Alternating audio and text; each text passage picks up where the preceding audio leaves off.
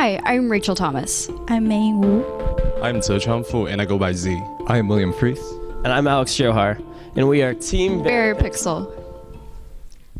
All the images you just saw were published in news stories. All of them were fake, or could have been faked. There currently exists no verification tool to verify these photos as authentic. Because of the lack of reliable verification tools, the general population doesn't trust in the photos they see in news stories. So after surveying more than 600 people, we found that about 98% of them have questioned photos in news stories. And also more than 55% of them question the photos most of the time. So the number one reason why they question the photo is that the photos seem photoshopped. In the era of fake news, how can we prove the authenticity of the photos? VeriPixel is the solution. So VeriPixel aims to provide a platform through which news organizations can independently verify the authenticity of photographs and enable journalists to protect their photographical property by means of hardware integration in partnership with camera manufacturers. So in the era of fake news, it's more important than ever to realize what is real from what is fake. And that's what VeriPixel does from the moment you click the shutter of your camera. By being implemented directly into the hardware of your camera and utilizing blockchain technology to provide a public uneditable database, the integrity of your photo is protected from inception. This not only benefits journalists by letting them have an easy way to prove their ownership, but allows newsrooms an easy way to verify and rely in a reliable way in an easy, non-time consuming method photographs prior to publishing. We talked to people who understand the current photo verification practices at all of the organizations that you see on this screen. All of them have had problems with reliably verifying photographs and are in need of a better solution. VeriPixel provides a method for newsrooms to create verifiably accurate content for their readers. Some of the current photo verification tools, like checking the metadata or doing reverse Google image searching, they are unreliable and time-consuming. We talked to the president of the Associated Press Photo Managers, Jeremy Harmon, and he told us that photos are direct quotes. They must be fact-checked and verified before they're published, and we agree. But currently, there is no industry standard for photo verification. So currently, right now, with the current tools, what does it look like for a journalist or a newsroom to prove the authenticity of a photo? Mei Ying is our freelance photojournalist for the Dallas Morning News. She took this fantastic photograph at the local high school baseball game and has provided it to the photo editor, Rachel. Rachel is on a very tight deadline, and she must make sure that this photograph is legitimate and correct before it is published. Okay, so I'm on a tight deadline and I need to verify this photo as reliably and quickly as possible. So I'm going to try to get in contact with Mei Ying and see if she can send me the 5 shots she took before and after this photo, so I can compare the sequence of shots visually to this photo.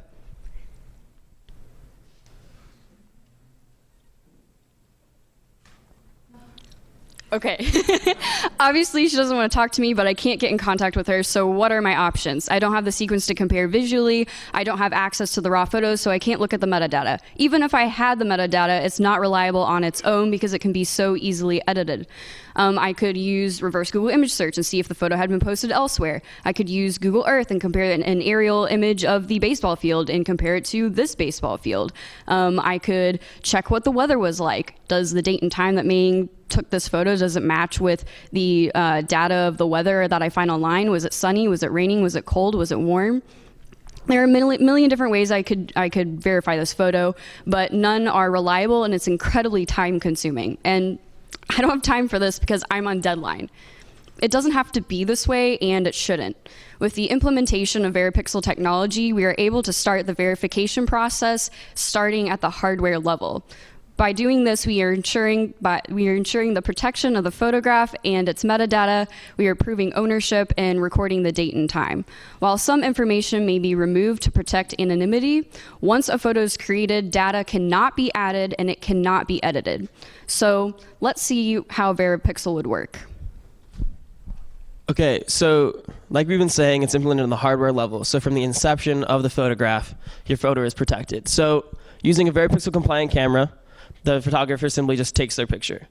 Then what they'll do is they'll plug into their computer, as they would always do, and notice on the SD card there are 3 different files. There's the photograph, as you normally have, then you have a verification file and a thumbnail.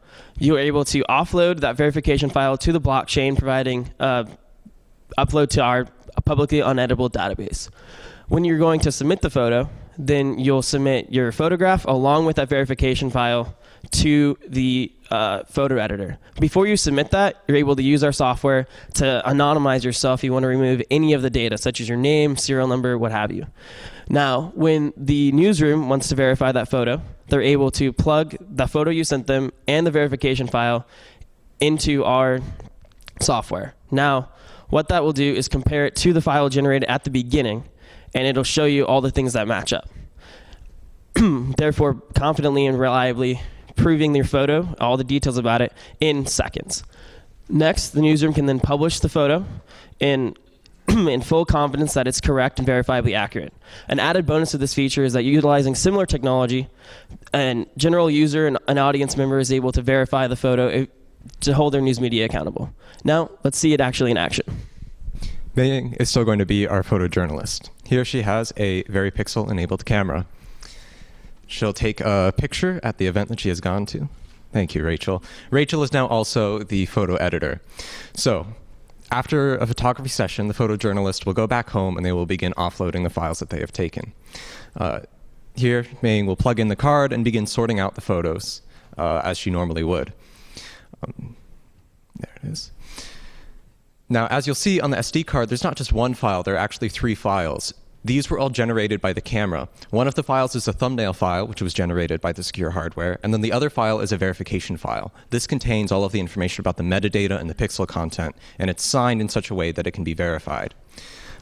Using our software utility, we can search all of the attached media and find these verification files. It will find it and announce it onto the public blockchain. The purpose of this is that from this point onward, no matter what happens, this verification file will now always be considered correct and accurate. These 3 files can then be sorted and kept track of by the photojournalist. Instead of properly sorting them, we're just going to drop them on the desktop. So now Mei's going to go to bed, send an email to her photo editor and say, hey, I got this great photograph. You might want to see it. In the morning, she'll get an email from the photo editor, and the photo editor is going to say, yes, I want it. I want to publish it. So now Mei will use, she'll send these 3 files to the, next slide. Yeah, there we go. So now Mei can take the verification file and drop it into this piece of software. The purpose of this is that Mei can select and self-censor which pieces of data she wants to be verifiable by the rest of the world, including her photo editor. Say the photograph was of a highly controversial subject. Here, she could remove her name and the serial number of the camera, thus anonymizing herself, while all of the other metadata can still be verified. From here, she hits export and she saves a new file. Again, we're just going to drop it right on the desktop. And this is going to be the public verification file. So now we have 3 files, the 2 image files and this new file that was just created. She will send these files off in an email to her photo editor. So then the photo editor opens up her email, downloads these files, and now she needs to make sure that these are actually legitimate. Using this 3rd and final piece of software, she will load in the original photograph and the verification file. It will check the verification file against the blockchain to make sure that it checks out, and it will check the image against the verification file.